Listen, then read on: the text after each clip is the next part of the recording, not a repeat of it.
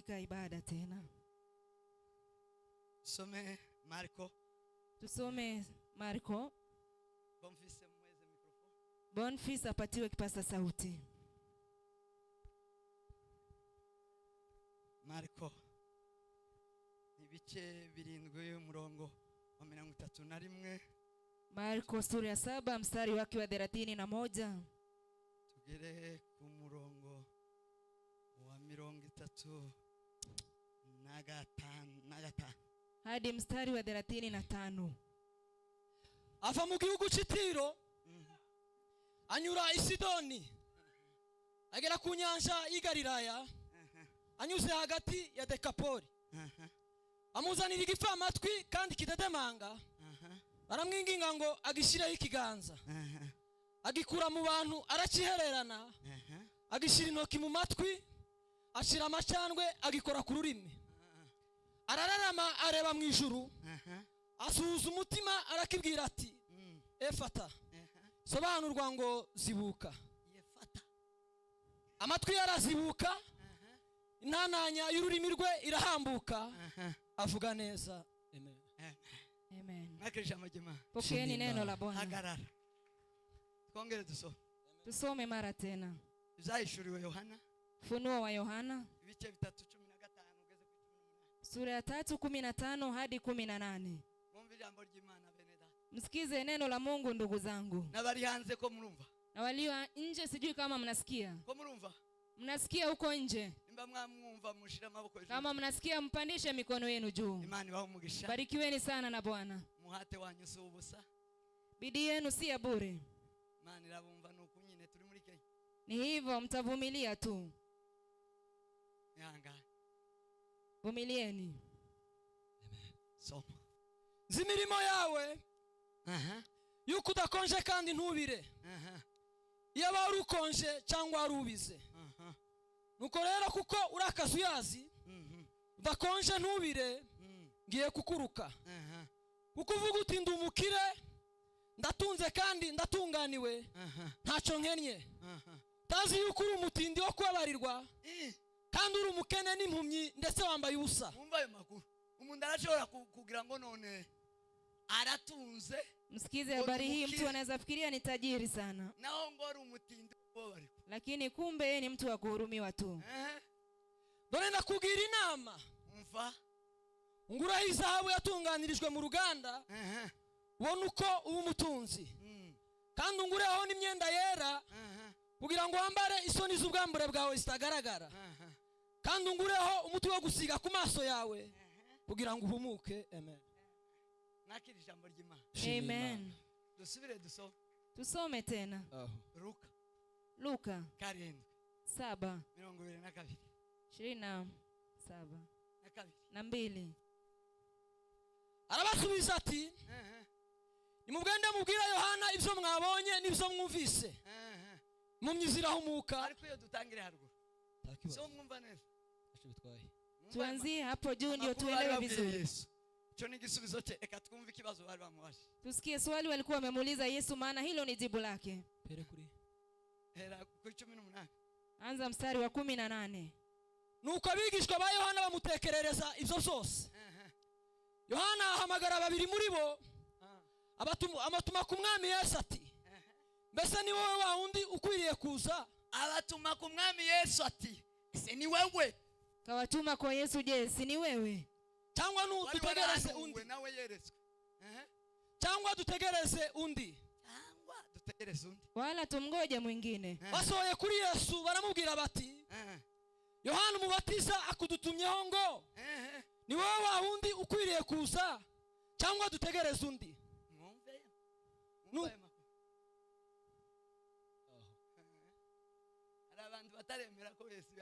Kuna watu bado hawajakubali Yesu alikuja. Nuko muri uwo mwanya kiza benshi.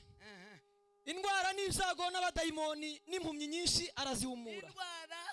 Ibyago n'abadayimoni n'impumyi nyinshi arazihumura. Arakiza. Vuga ngo arakiza. Sema akaponya. Komfashwe kandi nabyimiriye kare. Oya nushaka kufatwa. Ndavuga ngo nitonde none tuganire. Ninasema niende kwa utulivu ili tuzungumze. Mwogira ukikuko Unaweza fanya mikono hivi. Ukuboko gusa. Mkono tu. Imana ibahumugishe. Barikiweni sana. Arabasubiza ati mugende mubwira Yohana ibyo mubonye. Asubiza ikibazo cya Yohana. Akajibu swali la Yohana. Mumubwire ibyo. Mumubwire ibyo. Mwambie yale umeona. Hari abantu batari mukubona. Kuna watu ambao hawaoni. Ndaje mbabwira amakuru yo kubona. Mubwire ngo bona neza. Mwambie ona vyema. Iyo urebye neza. Tazama vizuri. Haleluya. Icyo ugomba kuvuga nico wabonye. Kile unastahili kusema ni kile ambacho umeona. Sinabasezeranye ngo ndababwira iki? Ugutwi.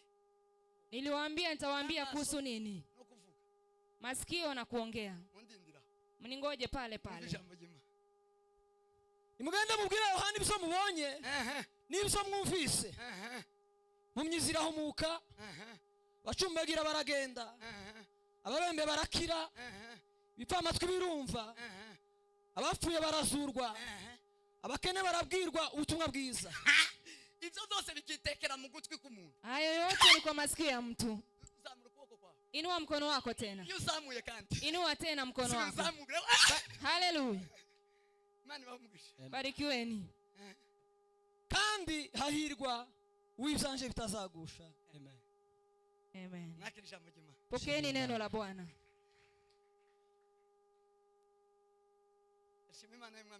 Nashukuru Mungu Baba Bwana wetu Yesu Kristo. Ametupatia mkutano mzuri. Tangu Alhamisi hadi siku hii ya leo. Mungu ameweza kutupa baraka. Kasarani. Bwana asifiwe. Mungu asifiwe sana. Ndashima kandi kuwa abatura musozi wa Kasalani. Nashukuru tena kwa wale wote wanaishi katika mtaa wa Kasalani. Imana ibahumugishe. Barikiweni na Mungu. Mwakiriye ivuga butumwa. Mmepokea injili. Mwakiriye ubutumwa bwiza bw'Imana. Mmepokea habari hii njema ya Bwana. Bayumbe bavugaga ngo tukore mkutano. Vile waombezi walisema tufanye mkutano. Mukemera mukaza. Mkakubali mkakuja. Imana ibahumugishe. Barikiweni na Mungu. Imana ibagirire neza. Mungu atendee mema. Ndarangiza nshimira itorero rya Zion. Tamalizia nikishukuru kanisa la Zion. Imana ibahumugisha Reverend. Mbarikiwe sana Reverend. Hamwe n'abashumba. Pamoja na wachungaji. N'abayoboke bose b'iritorero. Hata washirika wote wa kanisa hili. Abakristo bose basengeramo. Wakristo wote wanashiriki katika kanisa hili. Imana ibahumugishe. Barikiweni na Mungu. Murana ufite. Mnayo baraka. Kwicaza abashitsi bangana. Kukalisha wageni kama hawa.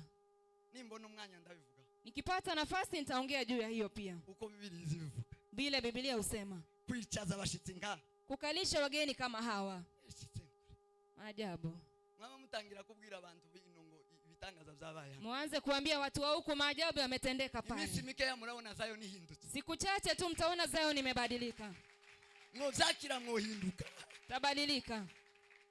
Sema amen. Amen. Imana ibahumugisha. Barikiweni na Mungu. Ndashima kubwa komite ya Kasalani ya Bayumbe. Nashukuru kwa sababu ya kamati ya waombezi wa Kasalani. Yagarariwe na president Ndayizeye Kibinda. Wakiongozwa na kiongozi Ndayizeye. Imana ibahumugisha. Barikiweni sana na Mungu. Bavandimwe muri abantu bagati. Mandugu nyinyi ni watu wa dhamani. Kubera ko namwe muzamutanga agaciro mu karere ka. Kwa sababu nyinyi pia mnaleta dhamani katika mtaa huu. Turabashimiye byimazeyo. Tunawashukuru sana. Ko murakora ibitangaza nk'uko muraduherekeza. Mnafanya maajabu kutuzindikiza.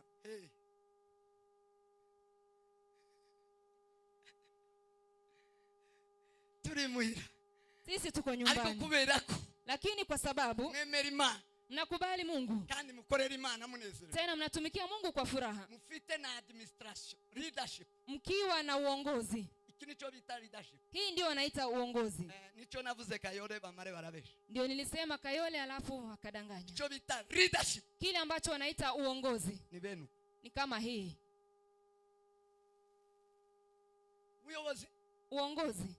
Umuntu wese wemera icyiza. Mtu yote anakubali kitu kizuri. Shobora kuzana iminduka. Inaweza leta mabadiliko. Iminduka nibwo bwitwa ubuyobozi. Umuntu usanzwe si umuyobozi. Mabadiliko ndio inaitwa uongozi. Mtu wa kawaida huyo si kiongozi. Ubuyobozi nagasha nudusha. Kiongozi ni anayeleta mambo mapya. Leadership. Hiyo ndio inaitwa uongozi. Kuelekeza abantu b'imbere y'inzu. Kuzindikiza watu wa nyumbani tu. Leadership. Uongozi. Mwakomera mashi. Mwapigie makofi. Mani bahumugisha. Barikiweni sana na Mungu. Ibintu Yesu yigishije abigishwa ni bibiri. Vitu Yesu amefundisha wanafunzi wake ni mbili tu. Ikintu cha mbere. Kitu cha kwanza. Yabigishije gukora nguko akora. aliwafundisha kufanya kama vile anafanya. Mniangalie mimi mwenyewe vile nafanya, mfanye hivyo. Kingine tena nikiwaaga, mtafanya zaidi ya yale mimi nimefanya, maana ninaombi nitawaombea. Yohana 17:14. Yohana 17. avuga ngo ubarinde sinsabye kubakura mu isi, siombi waondoe duniani, bali uwalindie mle. Yesu yarafite gigufi cyane, yagize imyaka 33. Yesu alikuwa na muda na meza 6 fupi sana, alikuwa na miaka 33 na nusu tu. Aliishi siku chache sana hapa duniani. Aravuga ngo ukumbambigisha guko, kwambia vile nafundisha kufanya, muzokora ibirenze ibyo mtafanya zaidi ya yale mimi nimefanya, kubera ko mwebwe muzotinda, kwa sababu nyinyi mtakawia duniani, ariko ngiye uko ndasubira, lakini mimi ninarudi nyumbani. Icyakabiri yabigisha, cha pili aliwafundisha ni ubuyobozi, leadership, ni uongozi, imbinduka, mabadiliko. Muyobore mu buryo habaho imbinduka, muongoze namna kwamba kutakuwa na mabadiliko. na discipleship na ntabubia wanafunzi butarimo kuyobora. Kuna wanafunzi bila uongozi, ntabyo hakuna. Yesu yari umurida, Yesu alikuwa ni kiongozi, muyobozi uzana iminduka, kiongozi anayeleta mabadiliko. Cyo gituma Herode yayiyugo barasharafa, ndio maana Herode ameogopa hakafa. Agirina amaravuga ngo nukuru uyu numwana, akasema hakika huyu ni mfalme. Ari ibisha, maana kuna mapya, hari ibisha, kuna mapya yameonekana. Kuna nyota yayoboye bande, iliongoza kina nani? Abanyabwe, majusi. Hari ari inyenye, kulikuwa na nyota. Kuche habaho abunge, baadaye kukakuwa na wachungaji. Ibintu birahinduka bitangaza bira, mabadiliko yakawa, maajabu yakatokea. Leadership, uongozi huo. Amen. Amen. Amen. Amen. Yes. Tawokorera Imana ndafite leadership. Hakuna anaweza kutumikia Mungu bila kuwa na mabadiliko. Yeme narishimye. Imana ibamugisha. Nilikuwa nashukuru, mbarikiwe. Turabashimiye byimaze. Tunawashukuru sana. Yesu abahumugisha. Mungu awabariki sana. Ndashimira abashumba turi kumwe. Nashukuru wachungaji, tuko pamoja. Abashumba bose Imana ibamugisha. Wachungaji wote barikiweni na Mungu. Mwagize neza kuza kuba nani. Mmefanya vizuri kuja kuwa pamoja nasi. Ara abashumba baza batereza. Kuna wachungaji ambao hawai tiki mwaliko sana. Bazare kurinda amazi kagenda zonyi. Wanaachilia kondoo wanaenda wenyewe. Abagabo biwacu batereza ginka baronesha. Wanaume wa kwetu waliokuwa na hiyo tabia walikuwa wanaacha ng'ombe wananyonyesha. Siko. Bahora na gimana.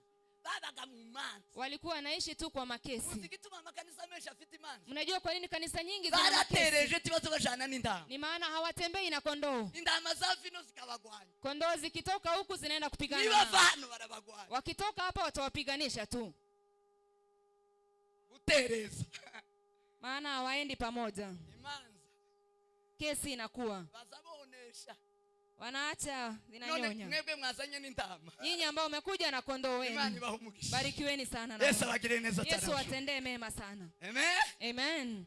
Vuga ngo amen. Amen.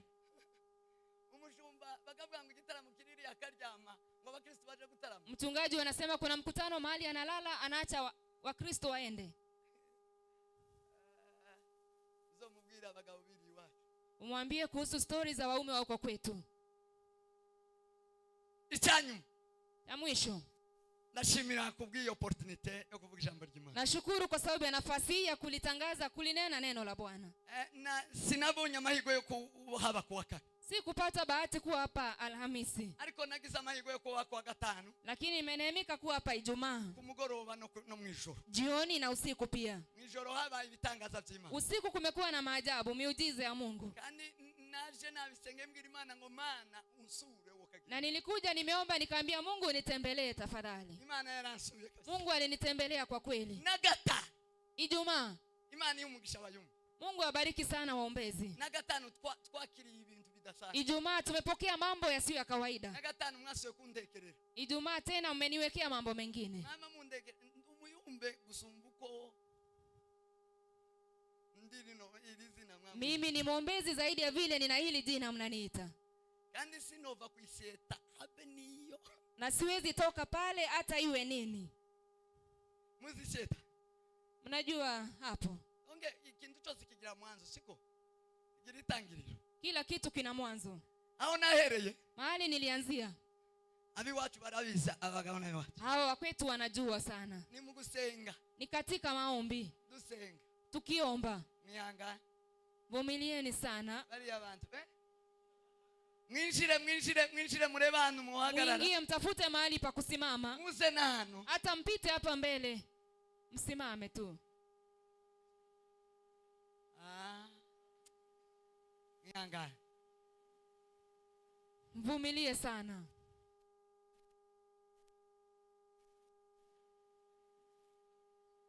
Nuko mwamvishije ijambere abatashe mani baumugisha. Hivyo umesikia neno la kwanza kwa naoenda nyumbani.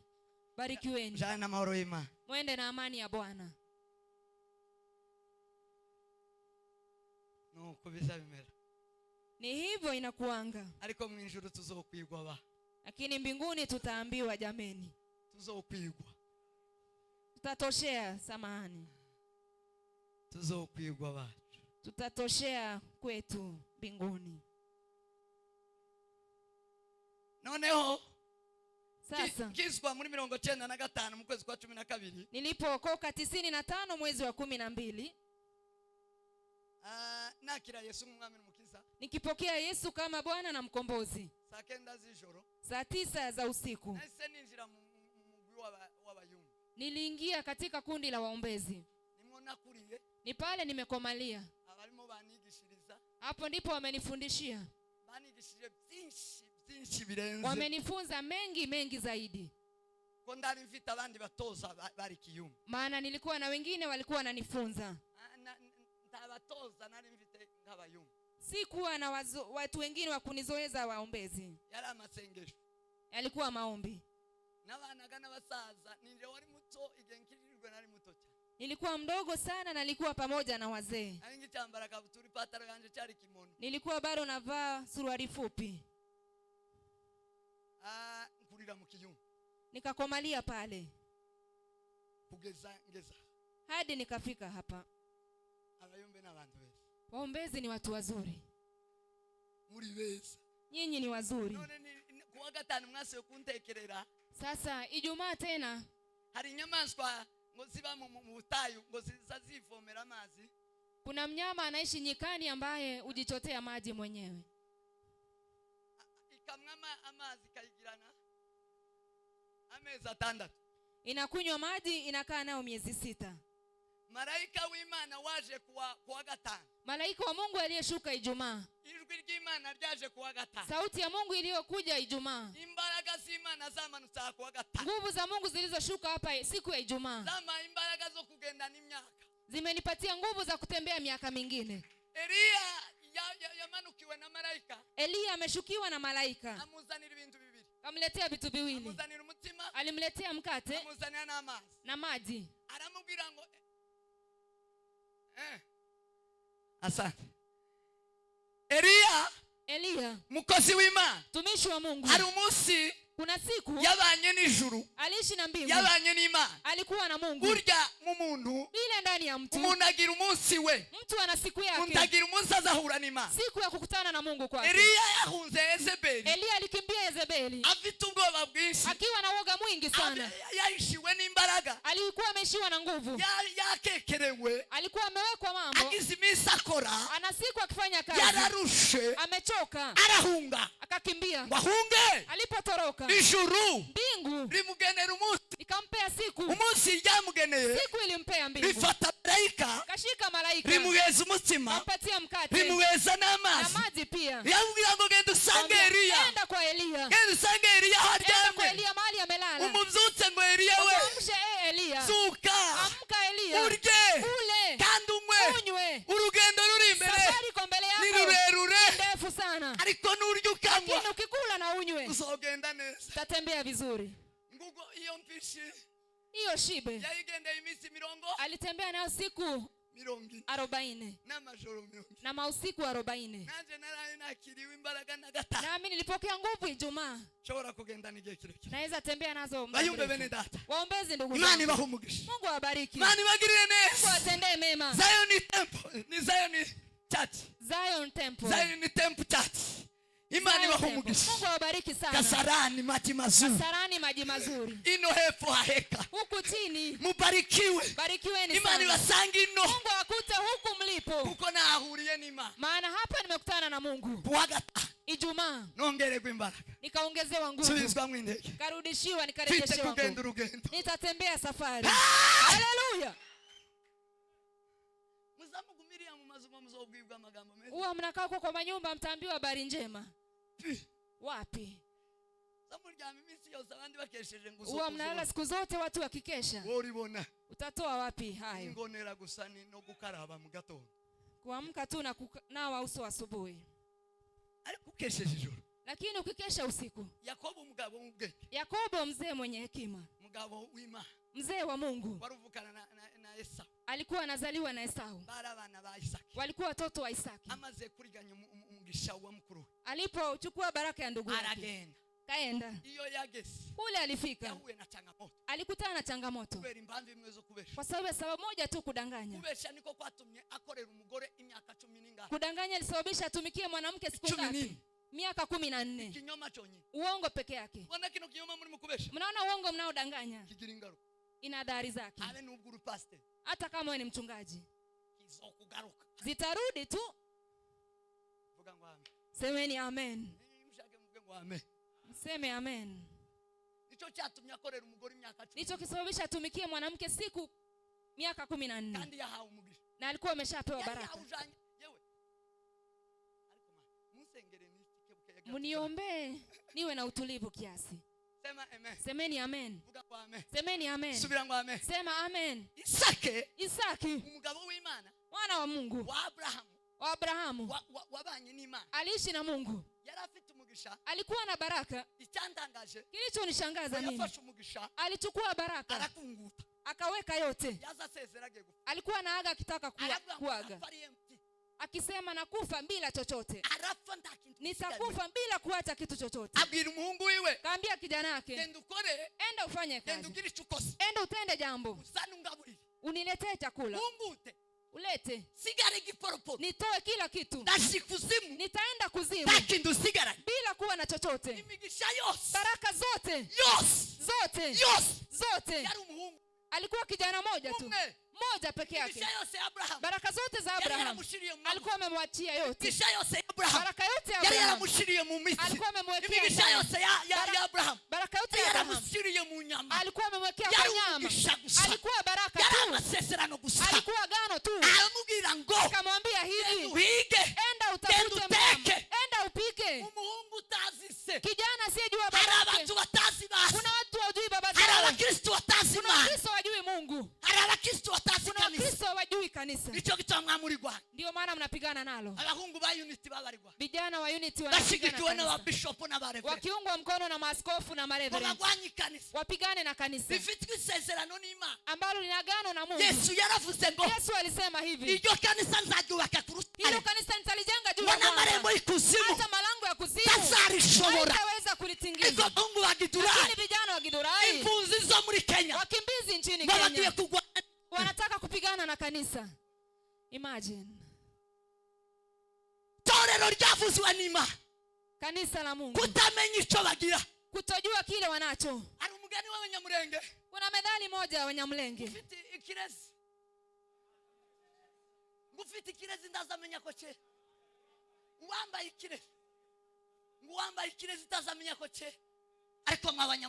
enyi Wanyamulenge, enyi Wanyamulenge.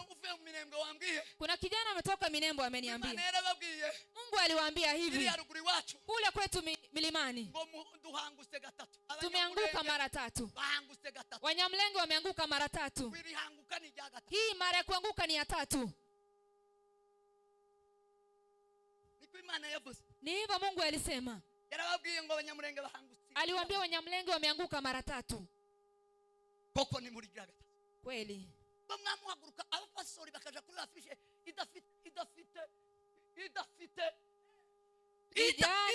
Bishop representarega. Imagine askofu. Bishop. Maaskofu. Pastor, wachungaji. bakaja kuma comedy bakiyegereza abakomedi wanaenda wanakaribisha makomedian katika madhabahu kuri rutari kwa madhabahu. kutamenya so Kutojua babako, kutamenya so kutojua baba yako, kutamenya so kutojua babako. Halo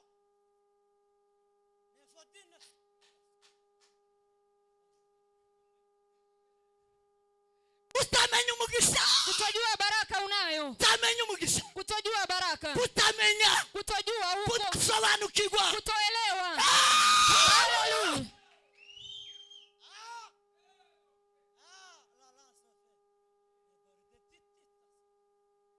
kutamenya, Kutojua huko. aramubwira ngo Kamwambia hivi, Esau, genda uhige, enda uwinde, umaruza uteke, alafu uje upike, ngaburire, unilishe, ngaburire, unipe chakula. hanyuma Baadaye ngiye gutanga, nataka kutoa. amen. Mama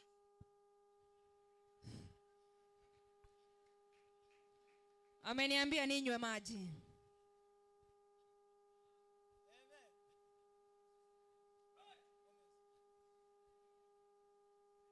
Mani himbaza. aramubwira, Kamwambia hivi,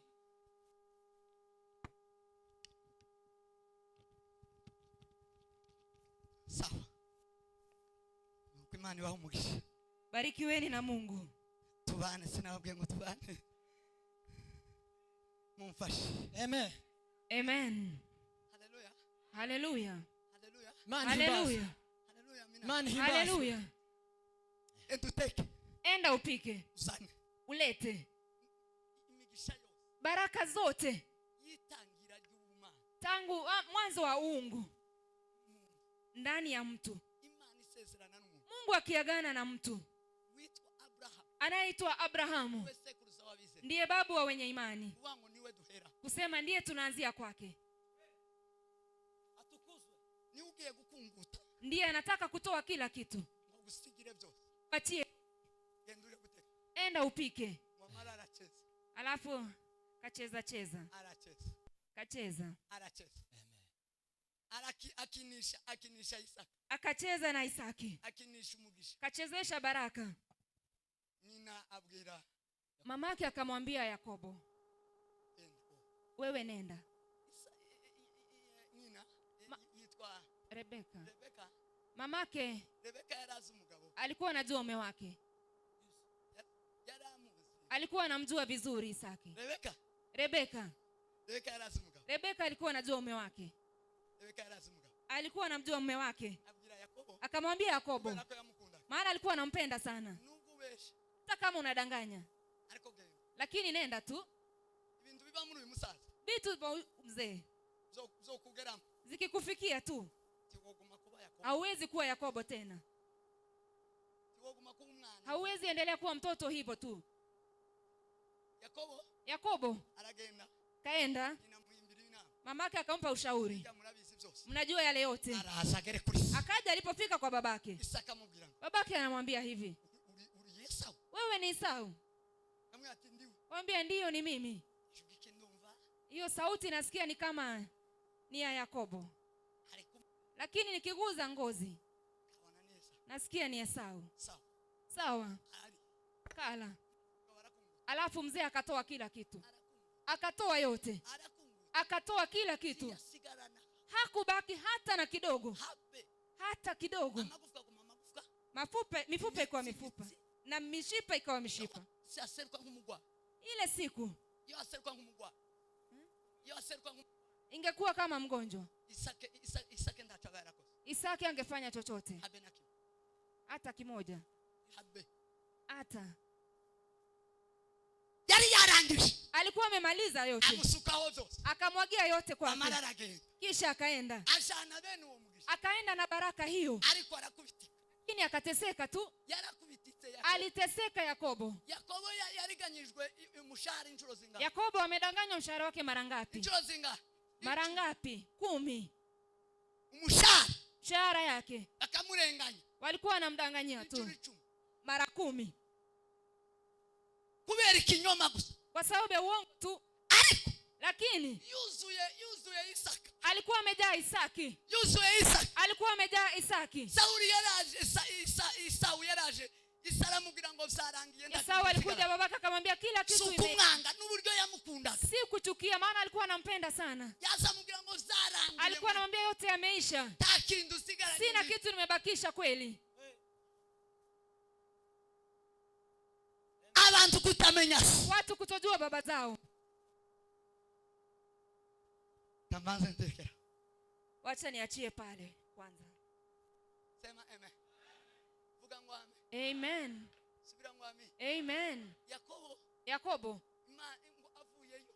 Alipotoka kule araza ngo agere mu nzira. Akaja alipofika njiani. Akatuma kila kitu mbele.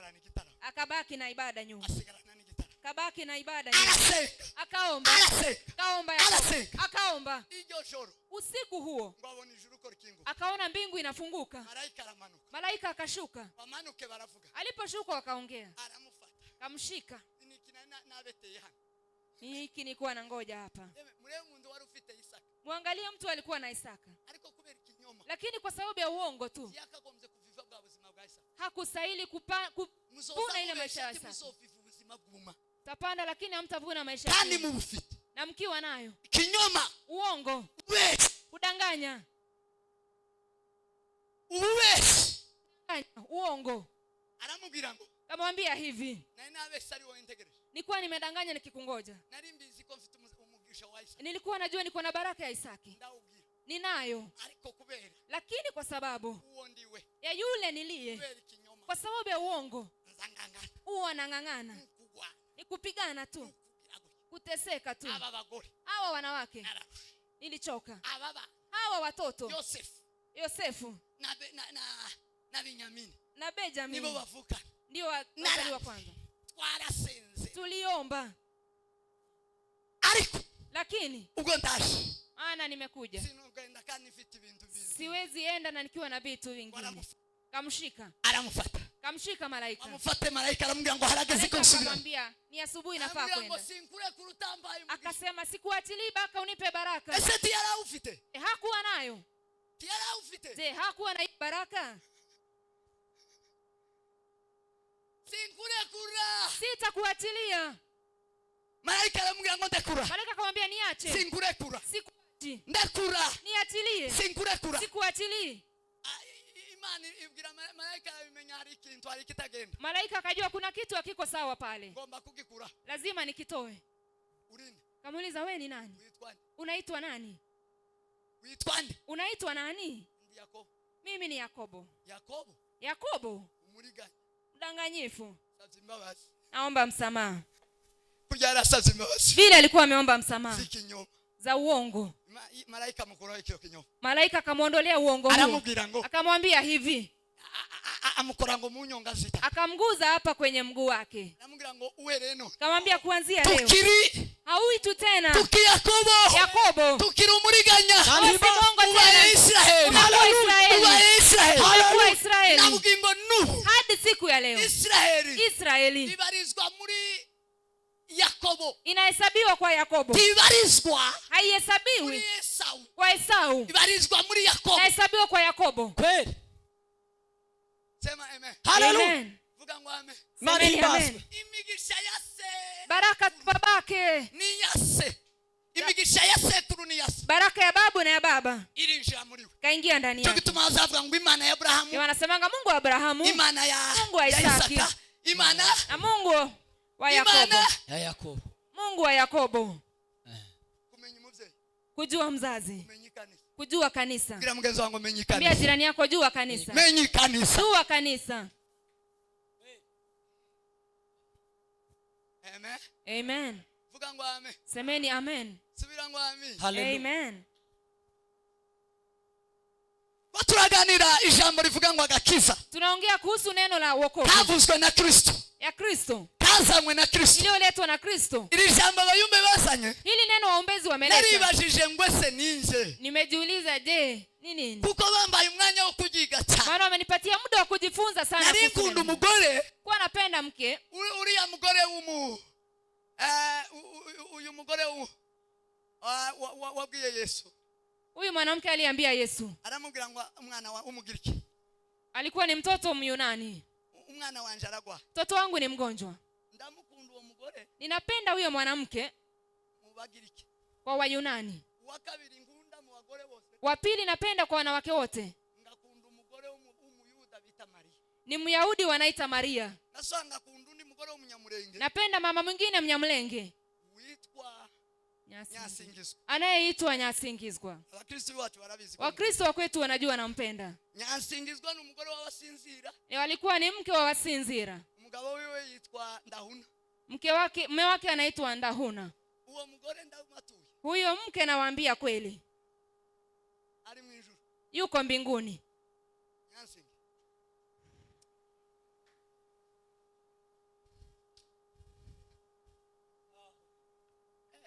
Hao bagore kwa batatu. Hao wanawake watatu. Hao bagore kwa batatu. Hao wanawake watatu hivyo. Hao watatu wanawake. Bagirimana nababonye mw'Imana ndayibona. Nimeona Mungu ndani yao nikamuona kwa kweli. Ndayibona. Nikamuona Mungu. Ndayibona na maso yangu. Nikamuona na macho yangu mwenyewe. Ndayumva na maso. Nikamsikia na masikio yangu mwenyewe. Itarimbarirano. Na sio za kuambiwa. Ndabumva. Nikawasikia. Ndaheba. Nikashangaa. Ariko n'ijuru ryarahevye kuri. Lakini mbingu ni hivyo pia kwao. Yo ijuru ryama ritoranya rivuga ngo bohereze Kristo muri Maria. Mbingu ikachagua ikamtuma Kristo kwa Maria. Umukobwa wa msichana huyu. Yawe izohereza ino. Umukobwa. Msichana huyu. Ijuru rigaterana. Mbingu ikakusanyika. Ikazunguruka isi. Ikazunguka dunia yote. Isi rimwe mamiliardi. Dunia ina watu wengi sana. Wakatora Maria. Wakamchagua Maria. Bakoherezayo Kristo. Wakatuma Kristo ndani yake. Umuremyi w'isi yose. Muumba wa mbingu na dunia. Umuremyi w'isi yose. Muumba wa dunia yote. Akajama munda ya Maria. Akalala tumboni mwa Maria. Amezitenda yeye siwama. Maji. Amezitenda. Miezi 9. Maria. Maria naye. Maria. Leka waturika nao barahevye. Watorika nao wameshindwa vipi? Leka baza bakuvuga. Muache tu wakuombe. Baraguhevye. Wameshangazwa sana nawe. Umuntu watwaye Kristo munda ameze. Tu amebeba Kristo tumboni 9. Ayo. Yawe ijuru likamwita ngo mama. Mbingu ikamuita mama. Hapana mere. Mama we. Mama yako we. Mama. Kimwe mbibunda hate impango ya shetani ya daimoni. Wakati moja huko Mibunda kumekuwa na mapepo. Mungu akamavuga nyina mwizi nuko sasa mvuga. Kijana anaita mamake kwa jina kama vile babake umuita. Timuvyibuka. Si mnakumbuka? Abari mbele yake. Hao walikuwa pale mbele. Wewe.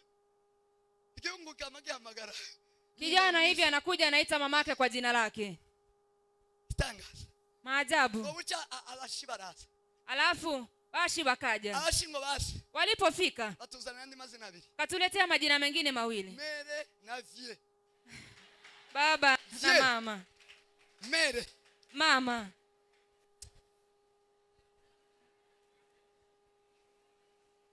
Ariko Yesu.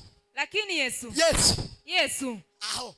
Mama yako kuru bunyine basigaye bavuga ngo mukecuru. Siku hizi wanasema nyoko ni mukecuru. Unaita mamako hivyo mshosho. Mukecuru.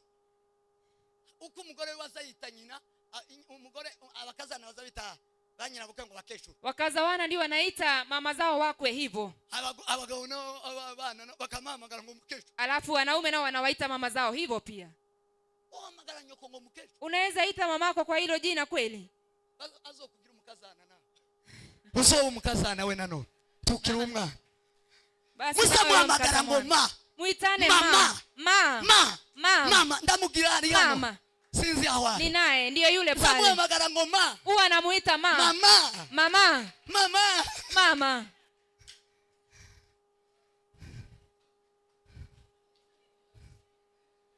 Yewe Maria wahamagawe na Yesu ngo mama. Maria aliitwa na Yesu mama. Mama.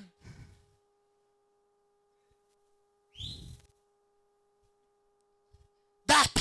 Biblia nikizivuga. Baba, Biblia unasema hivyo. Ariko tizivuga ngo vie. Lakini haisemi mzazi, inasema baba. Sema amen. Amen. Vuga ngo uwo mugore, huyo mwanamke umugiriki, Muyunani, yari afite ikintu arusha abandi. alikuwa na kitu anazidi wengine. Yari abarusha ugutwi. Masikio. Bwira mugenzi wangu ugutwi. Ambia jirani yako sikio. Iyi space niyo yatumye hii ndio ilisababisha aandikwa kwa kitabu. Igusa. Hili tu sikio. Ikigihu. Hii ngozi ama. Temba. Hiyo ndio ilisababisha akaandikwa. Temba. Ili. Uko ndani ya sikio. Iyo umuntu aterera ijambo mu gutwi, mtu anaporusha neno ndani ya sikio, ligira meanings bibiri. Lizarigenda mu buryo bubiri. Inaenda kwa njia mbili. Buryo bwa mbere. Namna ya kwanza, huwa anasikia. Ubwa kabiri. Namna ya pili, agasobanukirwa. Anaelewa. Halo? Ni entosoma antifree. Ariko uyu mugore ariko sana mwisho. Huyu mke nitamkuta mbinguni kweli. Yaragira. Alikuwa ikigihu. Na sehemu hii. Akagira na tempa. Alikuwa na ndani yake pia. Alikuwa mtu wa mataifa. Alikuwa Myunani. Lakini mke huyu, Yesu atembereri wabo Itiro. Yesu akatembea kwao Tiro. Ni umudugudu w'abanyamahanga. Huko ni kwa watu wa mataifa. Ni Sidoni. Na Sidoni. Abo bantu bari abanyamahanga. Hao watu walikuwa watu wa mataifa.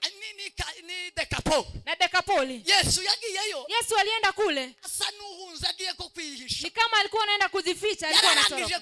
Kugaburira abantu 5,000. Alikuwa amelisha watu 5,000. Abantu bamugutukaho. Sasa watu wakakuja kwa wingi. Abasha kubanza kuja kwihisha. Akaenda kama kujificha kidogo. Biblia inavuga ngo yagiyeyo. Inasema alienda kule. Atashaka ko abantu abimenya kwa giyeyo. Watu wasijua ameenda kule. Yagiye atashaka ko bimenyeka. Alienda bila kujua watu wajue. Ashayo agiyeyo. Alipofika kule. Hasu uyu mugore. Ukakuja huyu mwanamke. Uyu mugore. Huyu mwanamke. Ashe. Alipokuja. Asaya tunganyije ugutwi. Akakuja na sikio safi. Haleluya. Kandi Yesu. Tena Yesu. Akeneye abantu bafite ugutwi. Alikuwa anataka watu wenye masikio. Bila mgenzi wangu Yesu arashaka abanyamutwi. Abanyagutwi. Uwe na sikio. Abagira amatwi. Walio na masikio. Nibo Yesu ashaka. Ndio Yesu anataka. Haleluya. Tumpe Bwana utukufu. Tumpe Baba utukufu. Yesu yazi abantu bagira ugutwi. Yesu alikuja kwa watu wenye masikio. Yesu yazi abantu bagira ugutwi. Yesu alijia watu walio na masikio. Ijuru ryararirimbye. Mbingu iliimba. Iravuga ngo. Kasema hivi. Ijuru cyubahiro. Mbinguni utukufu wa Mungu. Kwa sababu ijuru ryari ryabuze uburyo ryongera guhura n'umuntu. Mbingu ilikuwa imekosa namna ya kukutana na mtu tena. Yesu akasimama akachagua. Ashanye misho yo guhuza. Akakuja na kupatanisha Imana n'umuntu. Mwana na Mungu. Icyubahiro kibitsimana mu utukufu wa Mungu mbinguni. Ijuru riraririmba. Mbingu ikaimba. Icyari kibuze kirabonetse. Kilichokuwa kimekosekana icyari kibazo cyari kibaye. Iliyokuwa shida imepatikana. Kirasubijwe. Kajibiwa. Haleluya. Marangiza misi. Alafu duniani. Barabatangariza nabo. Kawatangazia nao pia. Amahoro. Kasema amani. Kubamwishimira. Kwa wanaomfurahia. Kubumva. Wanaosikia. Kubumva. Kwa wanaosikia. Biblia inasema hivi. Jambo likuru muri Biblia. Neno kuu katika Biblia. Yohana 3:16. Yohana 3:16. Imana yakunze abari mu isi. Wajisi Mungu alipenda waliokuwa duniani sana. Mwana wayo Akawisha tu mtoto wake wa pekee. Ili amwaminie yote asiangamie. Bali apewe uzima wa milele. Anayeamini. Ukumva. Na kusikia. Paulo yandikira. Paulo akaandikia. Warumi 10. Warumi sura ya 10. Umurongo wa 17. Aravuga kwizera. Kasema imani. Wakuzakuzanwa no kumva. Uletwa na kusikia. Kandi kumva ijambo rya Kristo. Tena kusikia neno la Kristo. Ndaje mbabwira ijambo rya Kristo. Kuambia neno la Kristo. Sema amen. Semeni amen. Ndaje mbabwira ijambo rya Kristo. Kuja niwaambie neno la Kristo. Ana magambo menshi avugwa muri Biblia, avugwa mu makanisa. Kuna maneno mengi atara ya Kristo. Yanasema kanisani lakini si ya Mungu. Ndio maana watu hawaokoki. Haya magambo menshi. Kuna maneno mengi atara ya Kristo. Si ya Kristo. Avugwa mu kanisa. Anasemwa kanisani. Sema amen. Amen. Kwa Biblia yavuze ngo. Biblia imesema hivi. Kwizera. Imani. Kuzanwa no kumva. Uletwa na kusikia. Kuzanwa no uletwa na sikio. Kwinjira mu muntu kuingia ndani ya mtu kupitia kwa sikio. Yesu niwe nabo yazakene. Yesu ni kama hao alikuwa anahitaji. Ipofika tu mwanamke kwambia nina shida, nina katoto kangu, kasichana kangu kagonjwa, Unajua habari yake. Nubwo waje nusa n'ugiye ngo mukiruhuko. Hata kama umekuja kupumzika. Hata kama utaki watu wajue uko huku. None nkiriza umwana. Sasa niponyee mtoto. Yesu aramureba. Yesu akamtazama. Maana alikuwa kwa watu wa mataifa. Alikuwa ameenda kwa watu wa mataifa. Wokovu ilikuwa ianze kwa wana wa Israeli, alafu ifikie watu wa mataifa. Sasa alipofika kwa Waisraeli wakamkataa, kaendelea kufanya miujiza lakini hawakumkubali. Aliposhibisha watu 5,000 akashuka kwenda Tiro na Sidoni, akashuka bahari ya Galilaya, akaingia Dekapoli. Sasa akiwa pale ndipo aliongea amen na Yesu. Yesu Kristo akamwambia, chakula ninacho. Alikuwa ameomba aponye mtoto, lakini akamwambia chakula. Hiyo swali inaambatana kweli? Inaambatana na jibu. Je, wanaambatana? Wacha niwaambie kusikia na kuelewa. Kusikia, alikuwa amesikia. Nasema huyo mwanamke. Halo? Mnanisikia? Lakini nawaambia manufaa ya sikio. Muende kuosha. Ahimidiwe Kristo siku zote. Kamwambia hivi, chakula ninacho ni ya watoto. Shida huyo mke alikuwa nayo haikuwa ya njaa. Je, ilikuwa shida ya njaa? Ilikuwa shida ya njaa? Je, ilikuwa shida ya njaa? Huyu mtu siangesema hajasikia vizuri, lakini siangesema hivyo. Kristo hajasikia vizuri. Amefikiria anasema mtoto wangu ako na njaa. Angemwambia sikia. Haujasikia vizuri wewe. Haujasikia, acha nikwambie.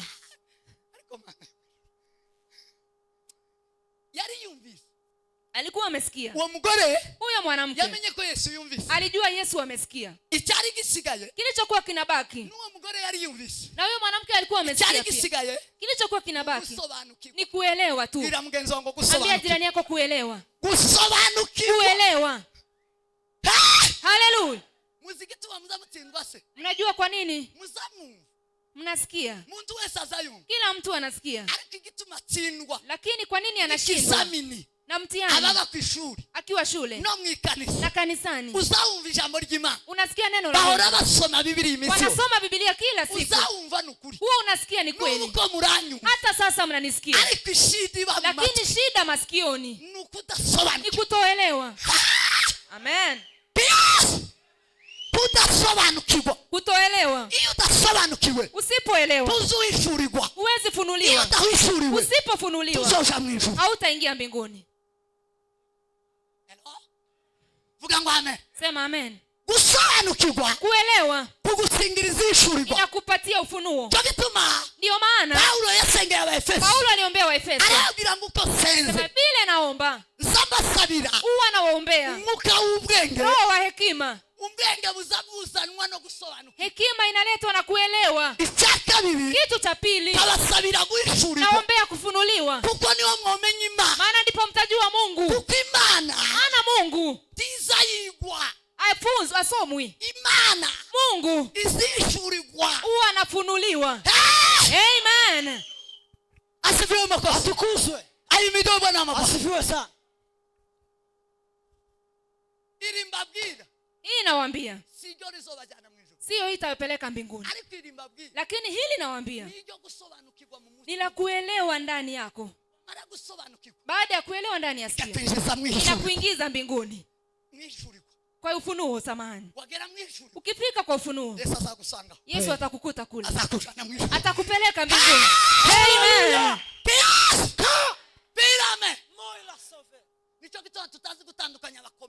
Ndio maana tujue kutenganisha wacheshi na wainjilisti. Wacheshi na wainjilisti. Unity si injilisti. Si wainjilisti wale.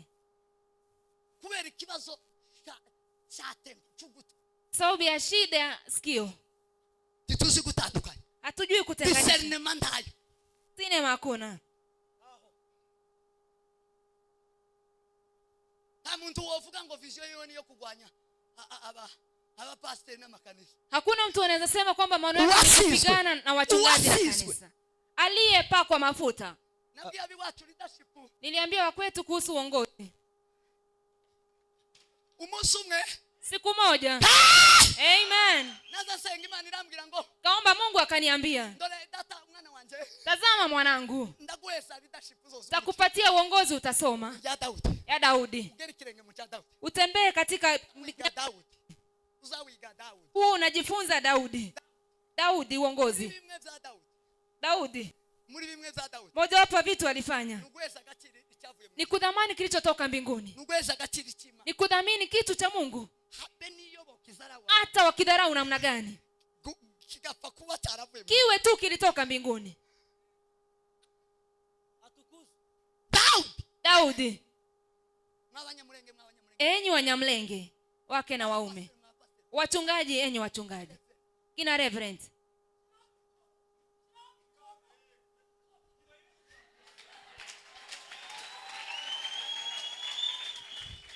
hallelujah.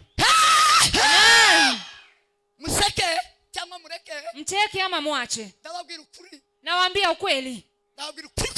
Nawaambia ukweli kwa neno la Mungu. Nasema kweli kwa neno la Mungu. Mungu ba Daudi. Mume alikuwa anajua hayo. Alikuwa ametambua hayo.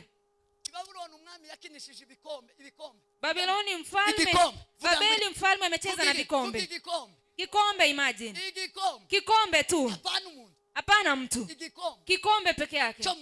Cha nyumba ya Mungu. Aliona mkono. Imagine. Hiyo si ni maajabu, kitanga bila mkono.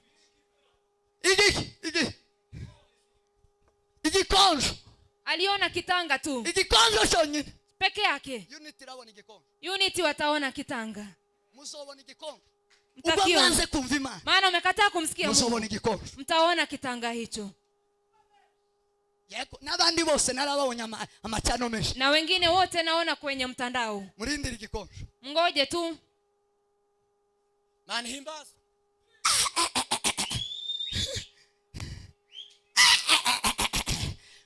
Murakungura mukarwa mugakungurira kubidakungurika. Mnachezea tayari asiyo ya kuchezea. Murakomenta nimbari gukometa. Mnatoa hata pale haifai. Kwa yale haistahili kutolewa comment. Jameni.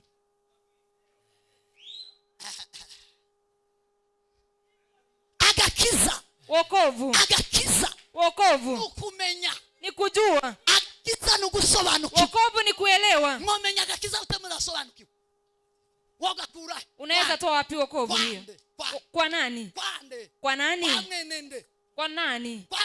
Kwa mtoto wa nani? Ijuru kwa rija wasobanukirwa. Mbingu ni walioelewa. Hapana bumvisi. Sio waliosikia tu. Walioelewa. Amen. Biblia inasema hivi. Nilikuja kwa dunia yote. Lakini kuna wengine hawaelewi kako pale ndani. Yesu alijia dunia yote. Alisikia kwa watu wa neema, hawajasikia bado. Yesu alijia watu wote. Ndiyo. Hiyo ni kusikia. Kuelewa. Iko ndani. Wanaomkubali huo. Wanaomwamini. Mbona kusema wote wanaenda? Maana Mungu alipenda waliokuwa ulimwenguni sana. Ikasababisha atoe mwanao wa kipekee. Ili. Imesema wote. Imesema anayemwamini. Hiyo ndio kuelewa sasa. Hiyo ndio kuelewa. Hiyo ndio kuelewa. Hapo neno la Kristo huwa linaingia. Pale habari njema huwa inafika. Kelele tu kama si hivyo. Akaambiwa kwamba ni Yesu anapita. Kapanda sauti kwa nguvu sana akisema, Mwana wa Daudi, Yesu ni rehemu. Mwana wa Daudi. Baadaye Yesu akamsikia. Yesu akamsikia. Sema amen. Sema amen. Amen. Kwa kelele nyingi alichagua Yesu. Kwa wale wote nao Yesu naye akamchagua yeye. Ananijua nami namjua kweli. Hiyo ndiyo kuelewa. Ski ni president wa Republika y'umubiri. Ndiyo rais wa taifa la mwili. Ugutwi. Sikio. Ufata nabi. Unaolishika vibaya. Ugutwi. Sikio. Ni president. Ni rais wa Republika wa taifa y'umubiri. La mwili. Ugutwi. Sikio. Ni chief commander. Ni kiongozi mkuu. Chief commander. Amri jeshi mkuu. Wa mwili. Hakuna kile unaweza fanya kama haipitii kwa sikio. Hakuna kile unaweza sema kama haipitii kwa sikio. Hakuna moyo unaokuwa imara kama si kupitia kwa sikio. Hakuna kichwa inajaa akili. Amen. Kama haikupitia kwa sikio. Hakuna. La. La. Uongo. Kama hakuna ulichosikia, usielewe chochote, bado wewe ni yule yule tu. Hata kama umevaa suti, hata kama umekuwa askofu ama reverend ama mtume, hata uwe nani, wewe ni yule yule tu. Ndio maana tunafika kule ng'ambo. Aliyekuwa mke na mume wanaachana. Utaweza achana vipi na hakuna kitu ulielewa? Sema amen. Amen. Gira mugenzi wangu akirugutwi. Ambia jirani yako pokea sikio. Yewe fata ugutwi neza.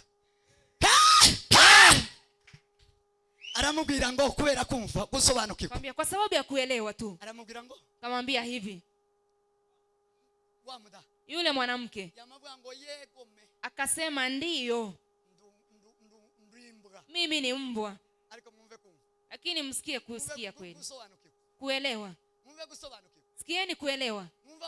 Msikie mahali alianza. Ndiyo. Ndiyo. Mimi ni mbwa. Mtu asiyejijua hawezi osha sikio asikie vizuri. Lakini anajijua. Mbia jirani yako jijue. Imenye yewe. Jijue. Kugwa uruhande wimenye.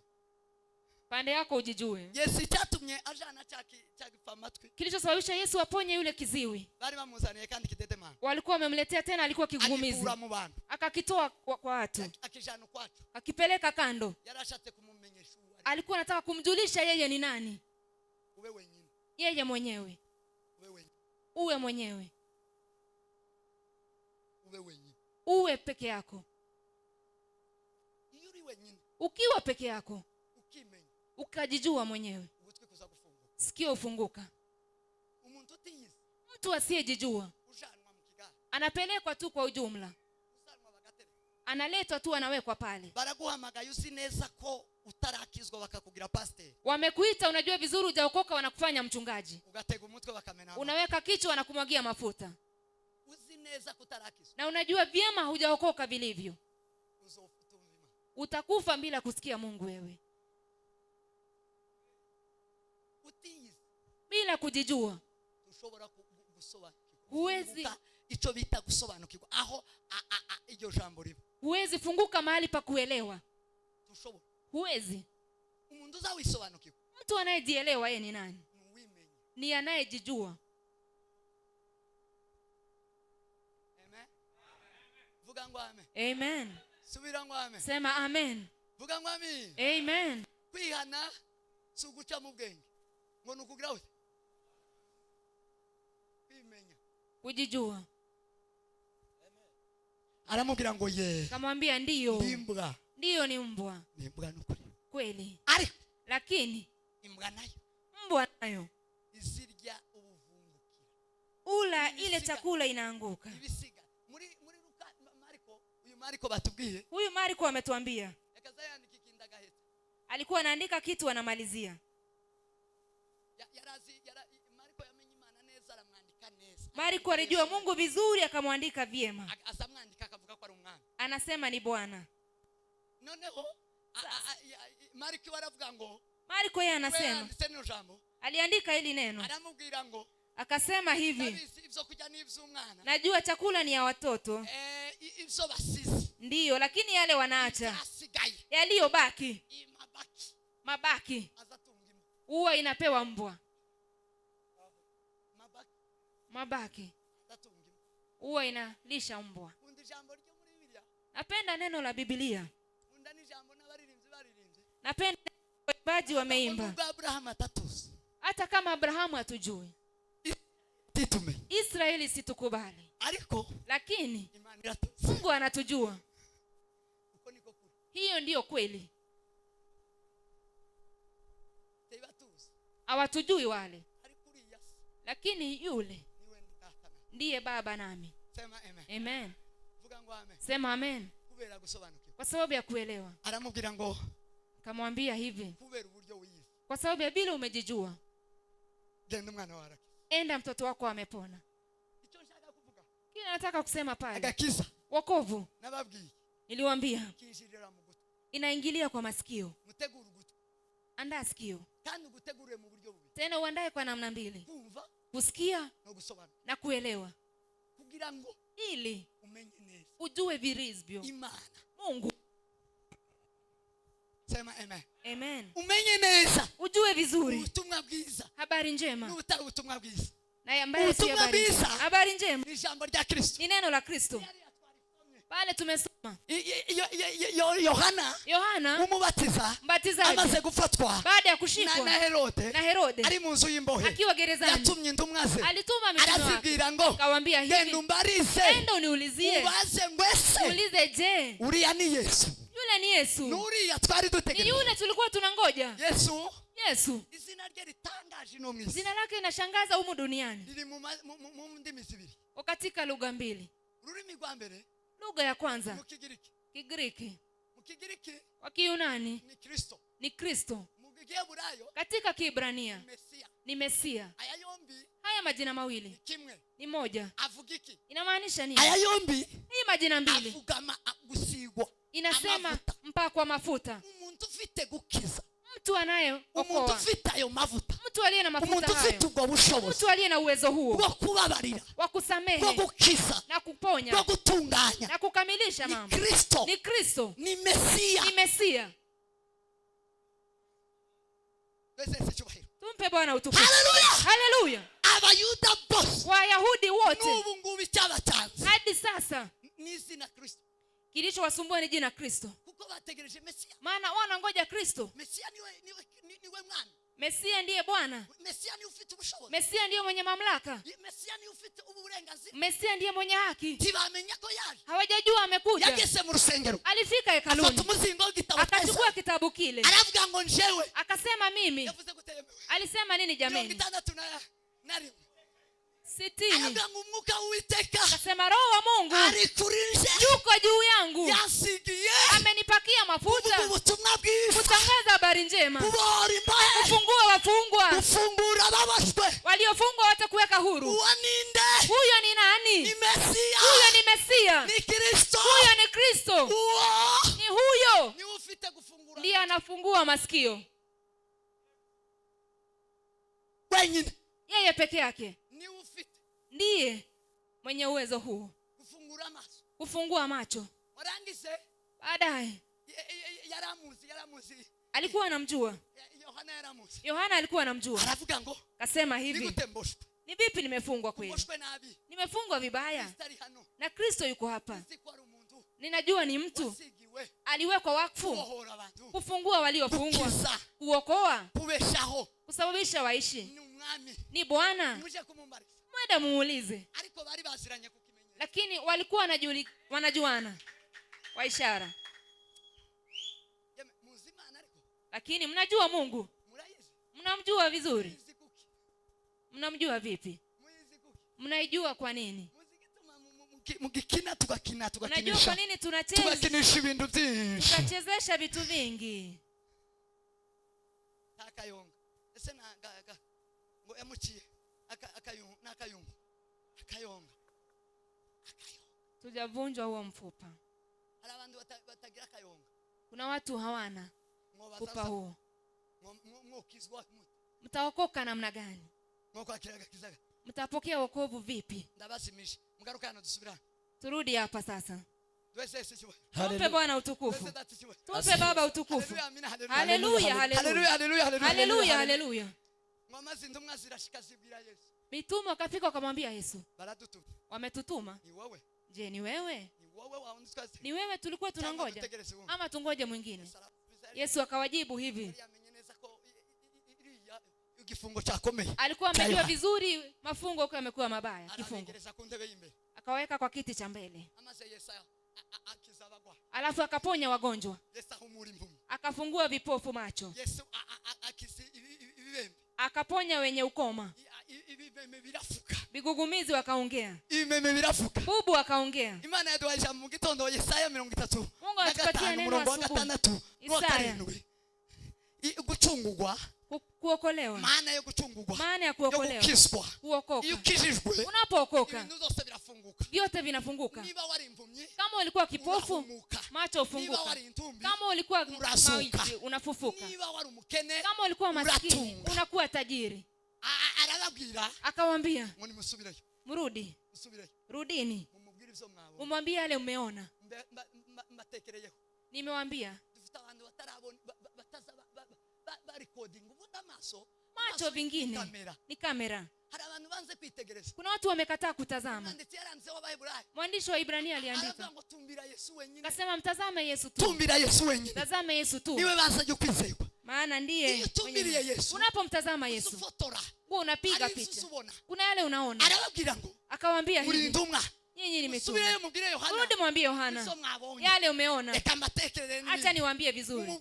Mwambie hivi, kile tunajuana naye, mahali tunajuania naye, waliotoka mbinguni. Tumpe Bwana utukufu. Jana niliwaambia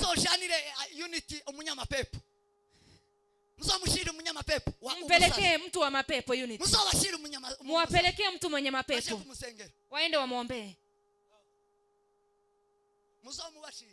Mpelekee mtu mwenye mapepo. Muone kama hawatatoroka kamera. Watajificha waende mahali pengine. Wataenda kwa ile mashamba wanakuanga. Mpelekee mtu mwenye kichaa. Huo mnakataa kusema ukweli ulio ndani yenu. Kuna kichaa moja tulikuta huko Kitengela. Huko milimani.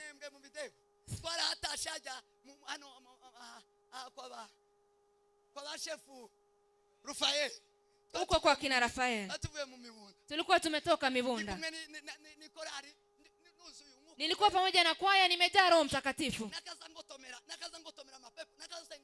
Nilikuwa naombea mapepo. Tukakuta amekuwa kichaa pale. Wamemfunga yule mtu. Wakamweka pale kwa maombi, alikuwa pale. Kaza yicara avuga gusa kuzombo ngo akavuga ajya makorose bijya byose by'abasota. Amakorose ayagoa. Alikuwa anaongea tu kwa hivyo vyombo vya askari. Akazavuga ngo alo roja. Anasema hivyo. Yakazamo taringa umuntu ataraza kiriri. Alikuwa anaona mtu kabla hajafika kwa. Tulipotoka huko juu. Anabwira ngo hasha abanyamibungu. Kuna watu wanakuja kutoka Mibunda. Kuna kijana anaitwa hivyo. Baraje. Anakuja wanakuja hapa. Kaingia. Hivi mimi nimenona hivyo mnaniona. Nimekula mafuta huku. Nikaingia. Nilipoingia akalia. Mtoa hii kamba. Pepo wewe. Toka. Yule mzee ni wa kwetu. Yule mzee mwisho. Anajua huwa tunaombea mapepo. Anajua atoa hiyo siku. Kaniambia kuna wengine waliingia wakijiita waombezi, akawararulia manguo, akamenesha akamubwira ngo nawe, anamwambia na wewe pia nawe. Hauna aibu. Abazimu bose barabasa, pote wanawajua. Anamubwira ngo mwambia hivi, enda umwambie, mubwire Yohana, mwambie Yohana, icho tuzira nyoni, kile tunajuana ni hiki, kile mbingu inajuana na wana wote wa Mungu ni hii. Popote wanapoishi duniani ni kumaliza kazi mbaya za shetani, kumaliza kazi mbaya zote za shetani, kumaliza uongo mioyoni na mapepo, mapepo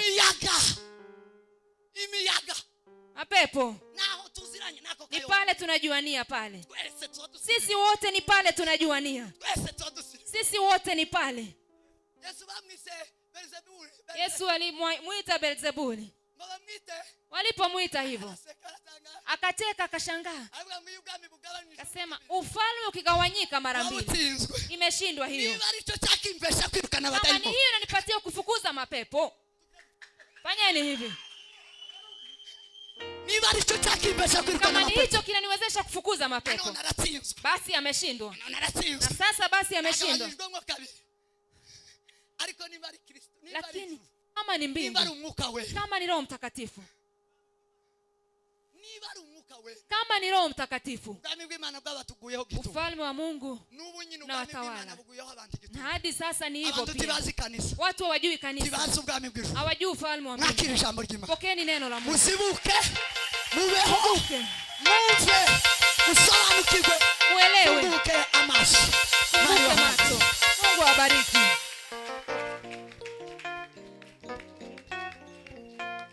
Amen. Bongera ijambo ry'Imana mashi. Bongeze neno la Mungu makofi. Posta rakoze cyane.